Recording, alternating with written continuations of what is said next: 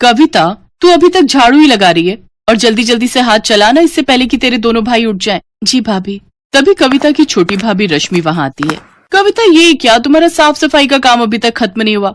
अच्छा ये सब छोड़ो, तेरे भैया उठ गए, उनके लिए जल्दी से चाय बना कर ले आ, और हाँ, इसके बाद हम सबके लिए नाश्ता भी बना दे।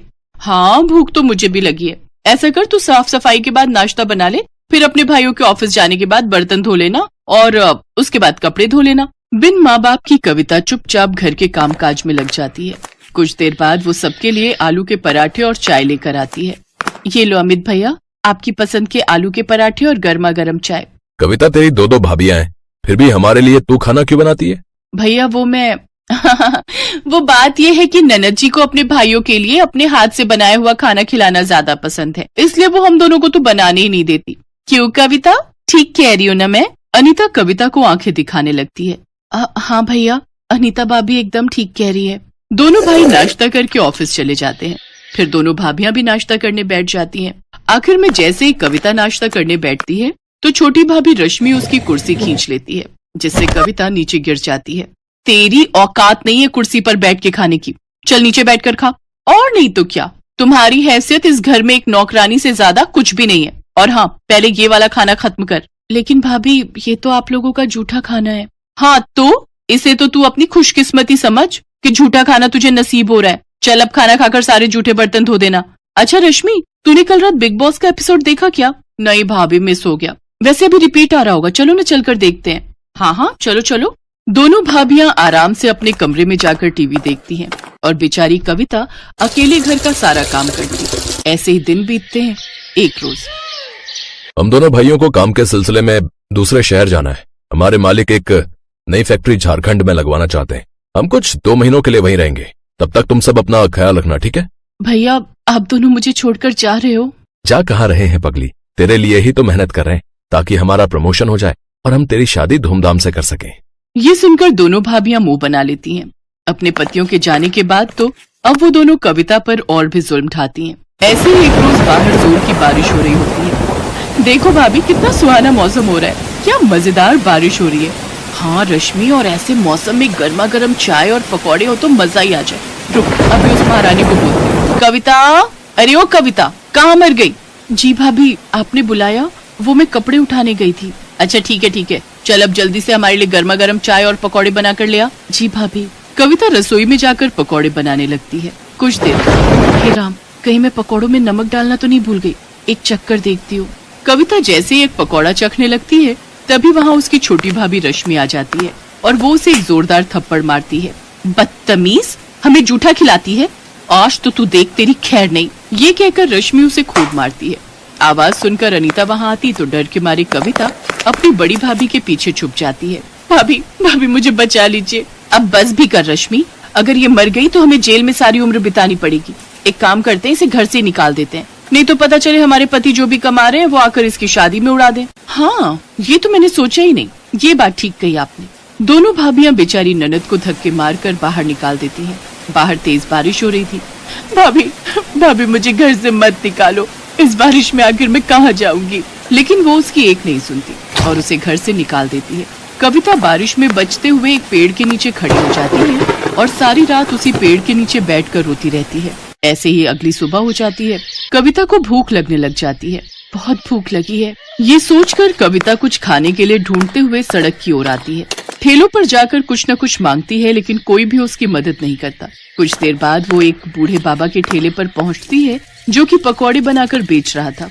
वो उसके सामने रोते हुए कहती है, बाबा मैं कल से भूखी हूँ, मुझे बहुत भूख लगी है, मुझे ये थोड़े से पकौड़े दे दो, लेकिन मेरे पास पैसे नहीं है। उस बूढ़े व्यक्ति को कविता पर तरस आ जाता है और वो कुछ प्याज के पकौड़े चटनी के साथ उसे खाने को दे देता है। कविता को उन पकौड़ों को देखकर वो बात याद आ जाती है कि कैसे एक पकौड़े के पीछे उसकी भाभी ने उसे घर से निकाल दिया। क्या हुआ बेटी, तुम रो क्यों रही हो? अभी तो कह रही थी कि बहुत भूख लगी है। कविता रोते हुए उसे सारी बात बताती है। बेटी, तुम जवान लड़की अकेले कहाँ भटकोगी सड़कों पर, इससे तो बेहतर होगा तुम इस गरीब की झोपड़ी में चलकर रहो, मेरी बेटी बनकर। ऐसे ही कुछ दिन बीत जाते हैं। अब कविता उस बूढ़े बाबा के घर पर रहकर उसके खाने का ध्यान रखती, लेकिन एक रोज बूढ़े बाबा की तबीयत खराब रहने लगी, इसलिए अब उनकी जगह कविता उनके पकौड़ों का ठेला संभालने लगी। अब कविता उस ठेले पर प्याज के साथ मिर्च, आलू, पालक और गोभी के पकौड़े भी बनाकर बेचने लगी, जिससे उसके ठेले पर ग्राहकों की भीड़ काफी बढ़ गई। गर्मा गर्म पकौड़े खाने के लिए अब उसके पास लोगों की लाइन लगना शुरू हो जाती है। आइए आइए, गर्मा गर्म प्याज, आलू, पालक और मिर्च के पकौड़े खाइए। तभी मौसम सुहाना हो जाता है और इस सुहाने मौसम में भला कौन इतनी वैरायटी के पकौड़े नहीं खाना चाहेगा। अरे ओ पकौड़े वाली, बनाना तो 20 रुपए के प्याज के पकौड़े। हाँ, और मेरे लिए मिर्च के पकौड़े हैं। इस तरह उसके पास ग्राहकों की भीड़ लगना शुरू हो जाती है और जो भी उसके पकौड़े एक बार खाता वो बार बार जरूर खाता। भगवान की दया से मेरे बनाए हुए पकौड़े सब ग्राहकों को बहुत पसंद आ रहे हैं। अगर मेरा ये काम ऐसे ही चलता रहा तो बहुत जल्द मैं एक नया पक्का घर बनवा लूंगी। ये सब सोचकर कविता बहुत खुश थी।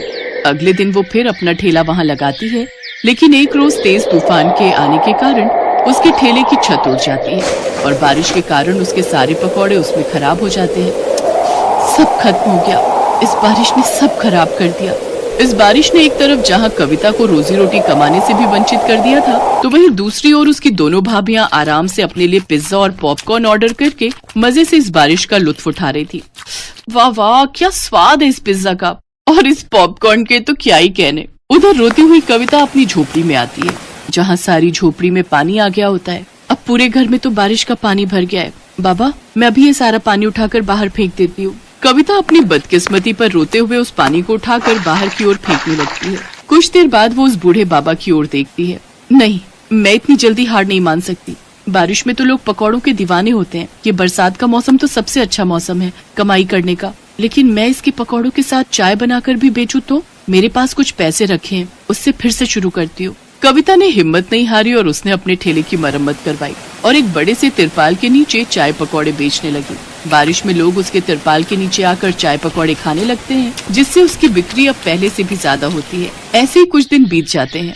अब कविता दिन भर में 3000 रुपए कमाने लगी। एक रोज अमित और सुधीर कार से जा रहे थे, तभी उस ठेले पर उनकी नजर गई। अरे, ये तो अपनी बहन कविता है, लेकिन ये यहाँ फुटपाथ पर ये चाय पकौड़े क्यों बेच रही है? वो दोनों कविता के पास जाते हैं। अपने भाइयों को देख कविता फूट फूट कर रोती है। भैया, आप मुझे छोड़कर क्यों चले गए थे? देखो आपके बिना मेरी हालत कैसी हो गई है। लेकिन बहन, तुम्हारी ये हालत कैसे हुई?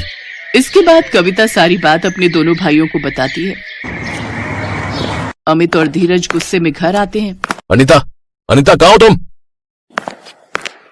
लौट आए आप लोग? आप रुको, मैं अभी पानी लाती हूँ। लेकिन तुम क्यों लाओगी? वो कविता का है, उससे कहो।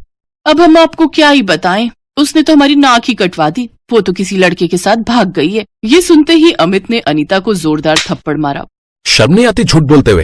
हैं? दो भाइयों के होते हुए भी आज हमारी बहन को न जाने कैसे कैसे अपना पेट पालना पड़ रहा है, हैं?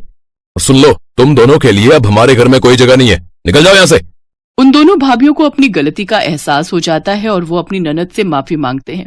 इसके बाद कविता अपनी दोनों भाभियों को माफ कर देती है, जिसके बाद वो उस बूढ़े काका को भी अपने घर ले आती है।